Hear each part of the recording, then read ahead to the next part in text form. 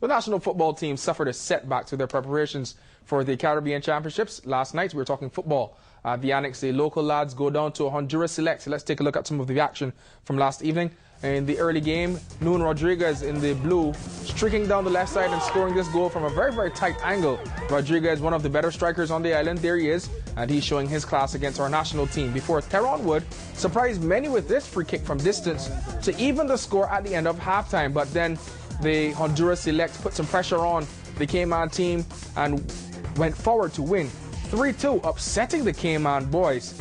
Tex Whitelock also continued his solid goal-scoring form for the national team. He scored one of the goals, but Cayman now has to regroup after losing 3-2. Obviously, they're playing the Scholars International Classic. This is the out-of-season football tournament as both teams continue to warm up. The Honduras Select, a team put together for this purpose to give the Cayman team some preparation and our young footballers on the island a chance to show their skills. So Cayman now has to bounce back as they prepare for the Digicel Caribbean Cup over in Puerto Rico in a few months' time.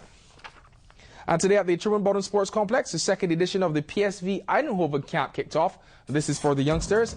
Almost 100 players turned out today between the ages of 6 to 18, braving the warm temperatures to work out with the world-renowned coach Roy Wilhelm and his team. Coach Wilhelm brought some extra support with him this time around, and it seems to be a good move with all the young campers coming out, with a large group of aspiring professionals aiming to learn from the Dutch outfit. There's Arvid Harris of Bodentown, also part of the camp. This camp runs until Friday. And game one of the men's basketball final is in the bag, and it was a close game. The Wolves snatched a game one lead in the best-of-5 series with a 78-77 victory over the Warriors.